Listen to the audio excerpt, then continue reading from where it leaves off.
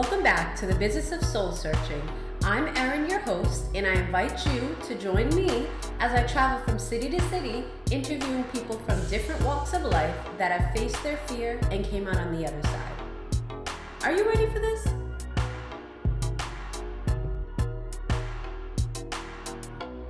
After I got naked to my boxers, lifted it up and let that slide the fader across, and brought it back up and let it slide the fader back. You just made that up, right? Am I lying? Am I lying? Who let you do that? Both of them were there to watch me do it. Oh my goodness. I don't even know what to say. It was a great night. It was a great night. That sounds like a great win. So were people were surprised? Were they surprised? Were they just like, oh, this is what he does, like by that time? Yeah, they was like, damn, he does this.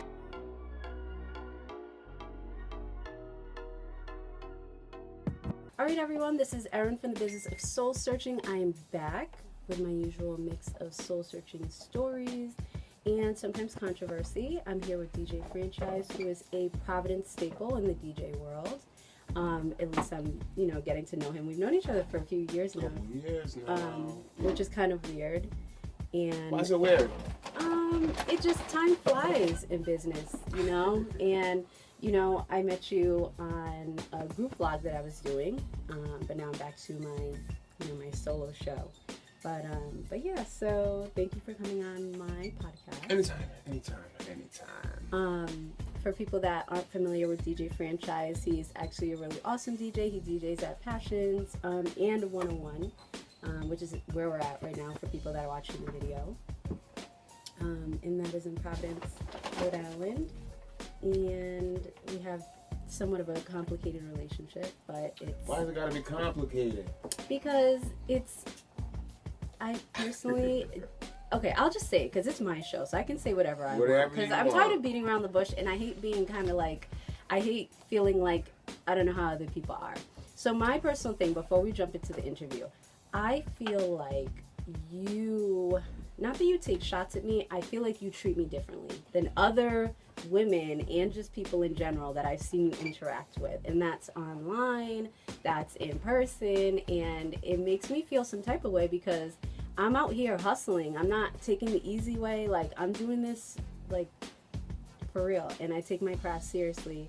And I just feel like you don't appreciate it as much as... What do you mean by taking shots? I feel like, oh my gosh, I was on your radio show. What was that? Last week, the week before? 2 weeks ago. Instead of asking about, how's business, how's your podcast, how's your life, how's blah blah blah. It's, hey, have you cheated on your husband? Like, that's. You came 2 weeks ago. Was it on an invite or did you pop up on a Sunday? I popped up. I'm sorry. I popped up. And when you popped up. Hold on. You gotta let me finish. When you popped up on a show. Our co-host on Sunday, all she talks about is you was there. You seen it. That's all they get into. Right. But so it wasn't. The words came out of your mouth, and on top of that, my thing is that I popped up to ask you to do this. I wasn't even trying to come on the show, but anytime for people, just so that pop up on him or whatever. Dang, he's gonna try and have on. you. Yeah, right you're on. Like, microphone's on. So yeah, that's kind of my thing, and it's just instances like that. And I feel like I want to be your friend. I think you're an awesome DJ. I think you're an awesome person, but I feel slighted sometimes. That's not taking shots. That's putting you in the conversation of what's going on. The conversation was there's no way. The conversation was about cheating. I kept saying the whole time that, you know what, ladies, it's the best time to cheat during Super Bowl. The whole conversation was the topic of cheating. So if you're here and you're married, God damn it, a great question to ask you is... Can I answer now? Because I was going to answer, and then I had to go to the bathroom right when you asked me, and then you guys were like, oh, she did it, that's why. And you never came back. You never came back. No, I came back, but y'all were done. So, I mean, I have a quick answer, because I don't want to take too long, because we have other stuff to talk about. But, okay. Let me ask you. Have you ever cheated on your husband before? So that was the original question. So this is what I was going to say, but I wanted to have a discussion about it, especially with other, like having a mixed room of women and men. So I feel like Okay, it's a yes or no answer. No, it's, you know what it is? It's, so most people don't know, so I am interested in women as well. So, you know, I have had dreams. I've interacted with women. I watch porn that's women on women. You should have brought that up on. And I was trying to wait because it's not something you just like blurt out. So, but to my husband, like, he doesn't like that. Whereas other men are like, yeah, that's fine as long as you check in with me and communicate. So like that's like something, but we balance that out. And you know, I've had definitely a lot of opportunities. To every person, that's going to be looked at different. Some will say yes, some will say hell no, I'm excited. So yeah, it's like it's 2 different ways. It's like I have thoughts and people proposition me and they're beautiful. Like there's a lot of beautiful women in this city. And anyway, so I guess that's my little secret, but I don't really care. It's not everyone. I've liked girls since I was 16. It's not anything new to me, but that is my. What you? Oh, that wasn't bad. That wasn't bad. No, I don't. I mean, I don't know. It's I like women more than men. So it's like to him, and he knows that. So he's like, okay, if you're gonna do something, it's gonna be like if it's gonna be serious, it would be a woman. But, anyways.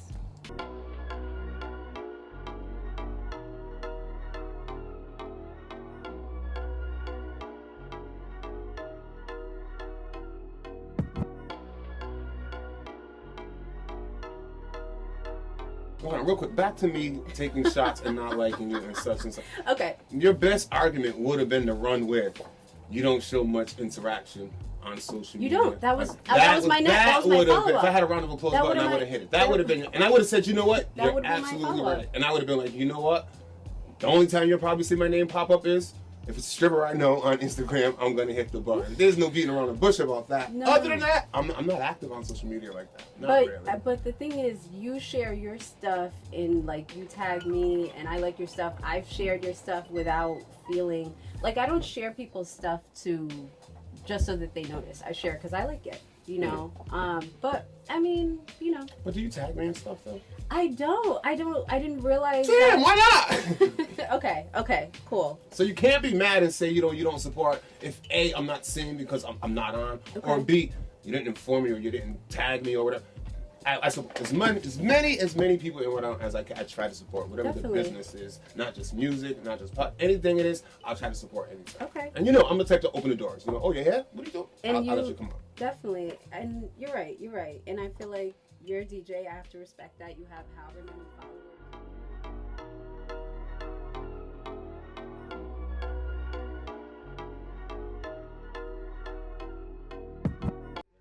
Okay. I stuck with it. Okay.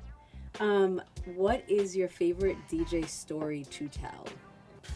Whether it's funny, we don't know what's gonna happen next. Funniest story to tell. It's kind of hard to tell without incriminating other people, though. Oh gosh. Let's see. We can clip this out now. Just save it for my entertainment. What's a funny story to tell? When I had to do a DJ battle, and I was like 158 pounds, and one of my tricks was to set the turntables on fire and strip naked down to my boxers. No, you're lying. I definitely did. You're absolutely lying. You still have the footage. I still have the footage. I have to, Still have the footage. Lit the turntables on fire, lit the records on fire. That's crazy. While scratching, stripped naked and down to my boxers. And then after I got naked to my boxers, lifted it up and let that slide the fader across and brought it back up and let it slide the fader back. You just made that up, right? Am I lying? Who let you do that? Both of them were there to watch me do it. Oh my goodness. I don't even know what to say. It was a great night. That sounds like what a great win. So were people were surprised? Were they surprised? Were they just like, oh, this is what he does, like by that time? Yeah, they was like, damn, he does this. By the end of that night, they was like, yeah, he does this. But yeah, for a second they were surprised due to the reason why we was doing it, but I have to move on. I'm sorry. You asked. So it's funny. The next question I had was, does DJing get stagnant, and how do you spice it up? Can it get boring and old? Yeah.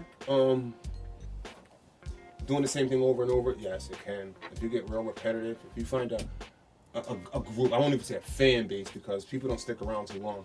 If you find a group of people and they love, this is why I don't do sets either, and they love the rotation of music you play over and over. Okay. They will get you into a rotation where wherever you go, you're going to play that because you're used to that group of people liking that style. And what happens is a lot of people never change out. And they stick to that type of format of music and stuff like that. You gotta switch. You gotta try different things. So, definitely. Even in the morning time. Challenge yourself. If you listen to me in the morning, even though this is a hip hop station, I will wake you up playing Jersey bounce music.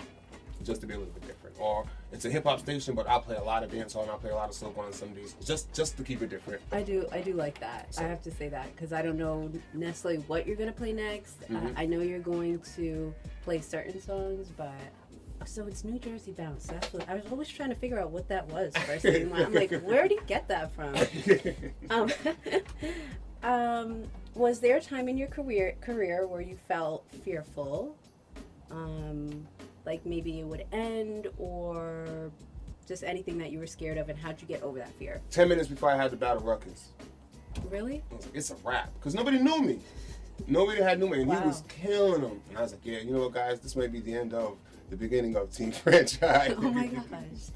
But it all worked out. 20 years later, here we are. That's true. After that, the only time I was nervous, I had just got my wisdom teeth taken out, and they were so impacted and so deep in there that I had to put me to sleep and burn them all.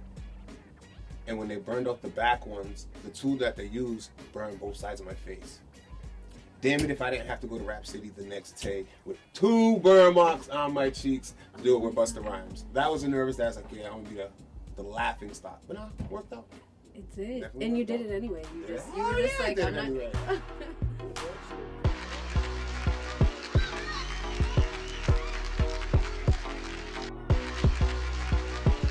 Thank you for listening to another episode of The Business of Soul Searching. If you have any exciting soul-searching stories, please email them to thebusinessofsoulsearching@gmail.com for a possible shout-out in next week's episode. Most importantly, take a calculated risk this week. Don't do it for me, do it for you.